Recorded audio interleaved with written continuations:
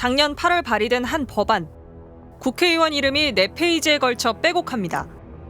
여야 261명, 헌정사상 가장 많은 국회의원이 공동 발의했습니다. 달빛 고속철도 특별법입니다. 예비 타당성 조사를 면제해주자는 게 핵심입니다. 달빛철도는 광주와 대구 204km를 연결하는 새로운 철도 노선입니다. 2030년 완공, 6년밖에 안 남았습니다. 국회는 올해 1월 본회의에서 압도적 찬성으로 통과시켰습니다. 찬성 211명, 반대 1명, 기권 4명입니다. 김건희 여사 주가 조작 의혹 특검법을 놓고 여야가 대치 중이었는데도 거의 만장일치였습니다.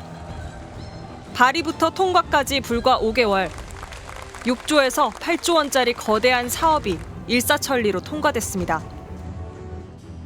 국토교통부의 사전 타당성 조사에서 달빛고속철도의 비용 편익 수치는 0.483. 1이면 수지 타산이 맞다는 뜻인데 절반에도 못 미쳤습니다. 국가 재정이 300억 원 넘게 드는 사업은 반드시 예비 타당성 조사를 해야 합니다. 그런데 이걸 없애주는 특별법을 만든 겁니다.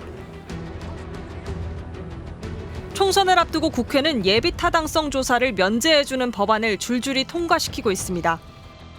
사업비 16조 6천억 원의 가덕도 신공항, 11조 4천억 원의 대구 경북 통합 신공항도 면제를 받았습니다. 여야 모두 핵심 총선 공약으로 내세운 철도 지하화 사업, 지하철 5호선 김포 연장, 수도권 광역 급행철도 GTX도 예비 타당성 조사 면제를 요구하고 있습니다.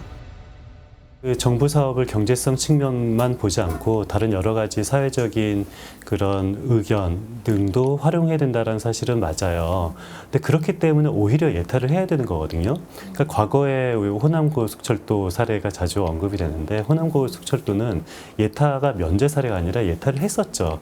예타를 하고 나서 예타에서 BC 분석에서도 이게 기준 이하가 나옴에도 불구하고 어떤 국민적 통합이나 여러 가지 지역 불균형을 위해서 예타에서 1 이하지만 나는 정치적인 책임을 지고 하겠다라고 해서 성공한 사례지 예타를 안 하는 것이 성공 사례가 아니에요. 윤석열 대통령은 대규모 개발 계획에 더해 그린벨트, 그중에서도 환경평가 1급과 2급 그린벨트도 풀겠다고 했습니다. 1, 2급은 보존 가치가 가장 높은 지역이라 원칙적으로 해제가 불가능한 그린벨트입니다. 이 그린벨트라는 것도 다 우리 국민들이 잘 살기 위해서 만들어 놓은 거니까 잘 사는데 불편하면 또 풀 건 풀어야죠. 네. 지금 이번 정부가 이야기하는 건 도심의 핵심, 마지막으로 남아있는 도심의 핵심 녹지층 자체를 걷어버리고 그리고 거기에 개발할 수 있게끔 여지를 둔다, 전제를 만든다라는 거니까 이거는 사실 기후위기 시대에 전 세계적인 추세하고 완전히 역행하는 거고요. 그리고 그린벨트를 풀면 정말 지역 경제가 활성화될까요? 인천 남동구 은현동. 2006년 지역 주민들 거주 여건을 개선한다며 그린벨트를 풀었습니다. 하지만 지금은 공장과 재활용 업체들이 우후죽순 들어섰습니다.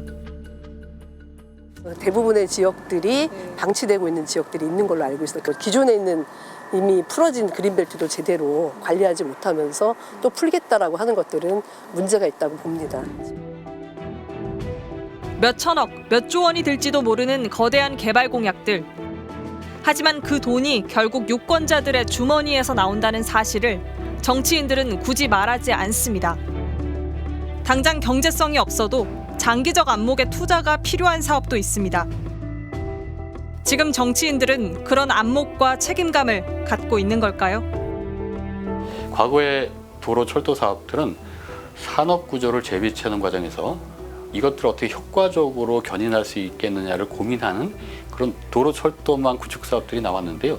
지금은 그냥 경기도에서 강남까지 얼마나 빨리 갈 수 있는가, 이게 대부분의 얘기들이고요. 서울 시민들이 얼마나 편하게 이동할 수 있는가에 대한 얘기입니다. 이럴 정도의 사업에 대한민국의 대부분의 공공자원을 투자한다? 이것을 유권자가 환호한다? 용인한다? 이것은 정치권이 좀 잘못 생각하고 있다고 봅니다.